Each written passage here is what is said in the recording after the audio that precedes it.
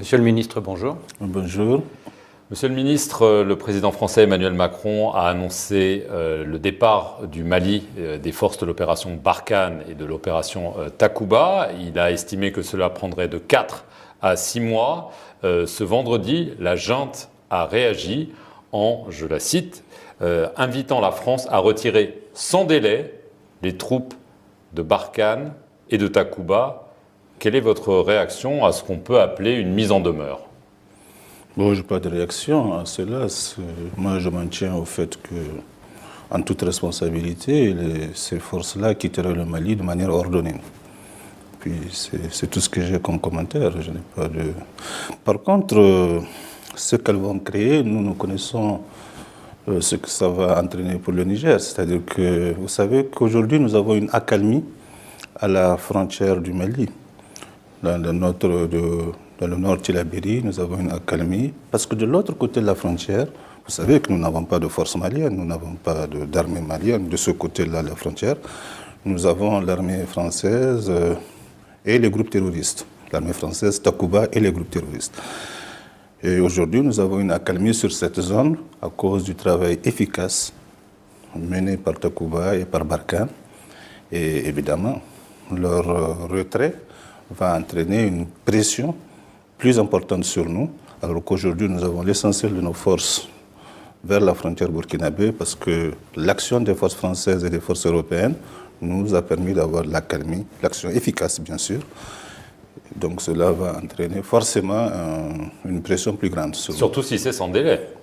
Bon, sans délai. Je maintiens au fait que des troupes se déplacent de manière responsable. Je ne m'attends pas et je ne souhaite pas faire le commentaire là-dessus. Je ne crois pas que des gens qui n'existent pas dans cette zone pourraient les faire partir sans délai. Donc, nous avons de notre côté de la frontière cette pression-là qui va s'accroître et nous pensons que cela nous commande à assurer davantage, à avoir un souci encore plus fort de la sécurité de notre pays. La frontière du Mali avec Niamey, cette zone où se trouvent les combattants de l'EIGS, les terroristes, c'est à 200 km de Niamey. De ce côté-ci, vers le Burkina, les combattants de l'EIGS qui se trouvent au Burkina sont à moins de 100 km de Niamey. Ça nous donne une responsabilité plus grande. Vous comprenez que pour nous, la défense de cette zone est une priorité absolue.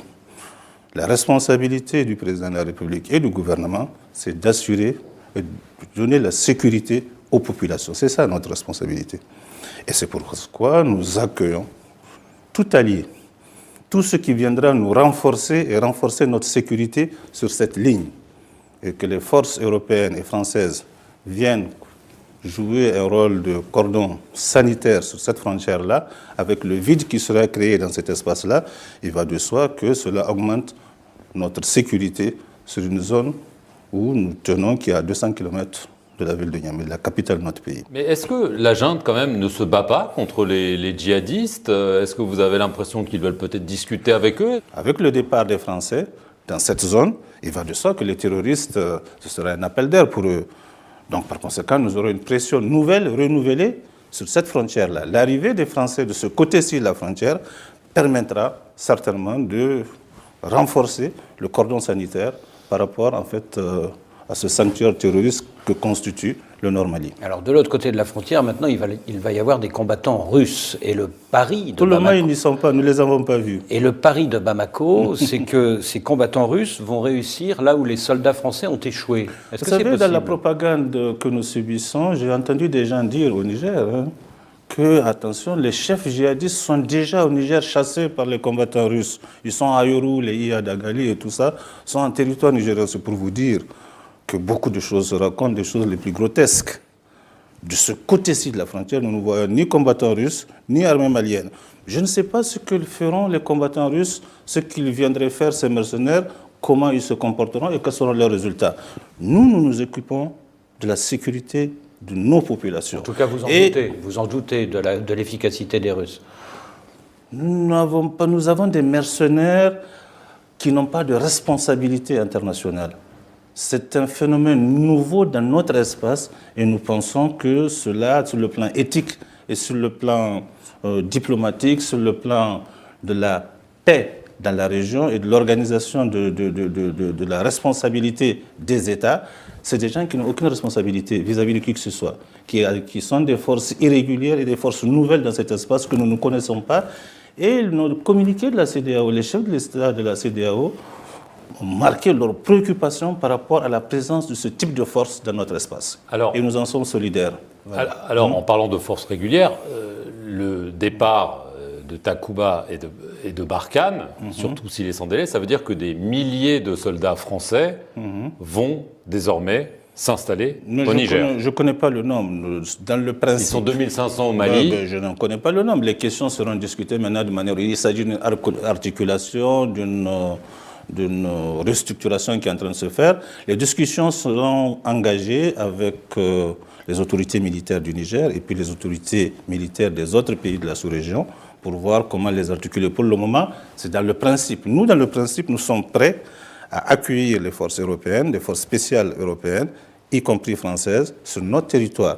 Et nous pensons, et nous le faisons en toute responsabilité, nous pensons qu'elles contribueront, compte tenu du vide qui sera créé de l'autre côté, à renforcer, avec nos forces, à renforcer nos capacités de défense pour assurer la sécurité de nos populations.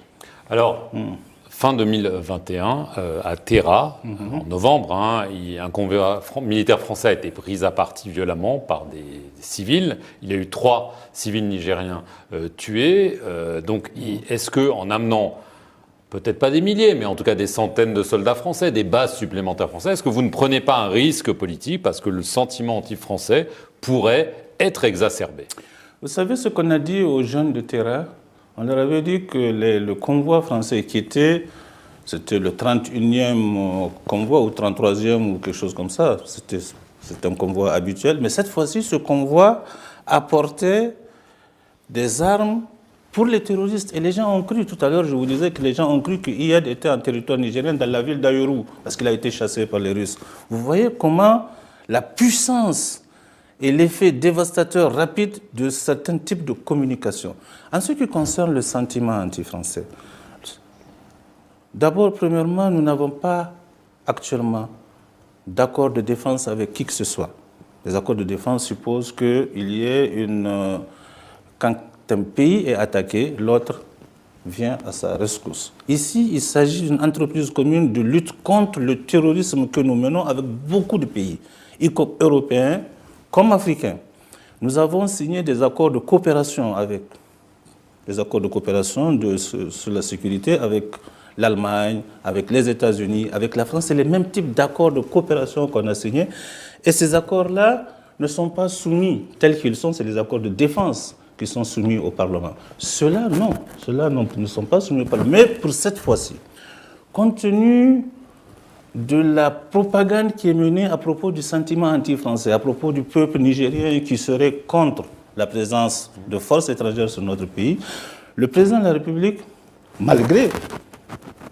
bien qu'il n'y ait pas d'obligation de saisir le Parlement, a demandé au Premier ministre d'engager la responsabilité du gouvernement au Parlement sur cette question. Donc cela sanctionnera un débat parlementaire qui sera sanctionné par un vote et le gouvernement engagera sa responsabilité. Donc voilà ce qu'on fera et on verra. La représentation nationale, c'est celle-là qui représente le peuple nigérien. Nous sommes un pays démocratique et où l'exercice démocratique se fera dans l'enceinte privilégiée pour l'expression démocratique, l'expression des représentants du peuple. Et puis maintenant, les gens verront ce que pensera le peuple nigérien, ce qu'il en pense. Donc voilà, nous sommes dans un pays démocratique et la démocratie s'exprimera par rapport à cela. Nous engageons notre responsabilité sur cette question et donc il y aura un vote parlementaire et on verra. Le Niger est un pays démocratique, mais l'Afrique de l'Ouest est frappée par une contagion de coups d'État. Oui. Votre pays en a connu 4 depuis l'indépendance. Il a connu une dernière tentative en avril dernier. Est-ce que vous prenez ce risque au sérieux ? Mais disons que ce risque peut toujours exister, bien entendu. C'est-à-dire qu'il y ait... Mais le coup d'État n'est jamais une question technique. C'est toujours une question politique. Et nous savons que les conditions actuelles au Niger, il y a les conditions d'expression démocratique, de fonctionnement de nos institutions, la solidité de nos institutions est telle que nous ne pensons pas que le peuple nigérien ait un sentiment de rejet au point où cela créerait des circonstances favorables à un putsch. Ce qui s'est passé au Mali, les 2-3 putschs qu'il y a eu depuis 2012, c'est la faillite totale de l'État face à un pays qui a perdu le 2/3 de son territoire. Au Burkina Faso, c'est aussi un pays, vous savez bien que le président Roch Kaboré, on ne lui reproche même pas la corruption, le népotisme ou quoi que ce soit.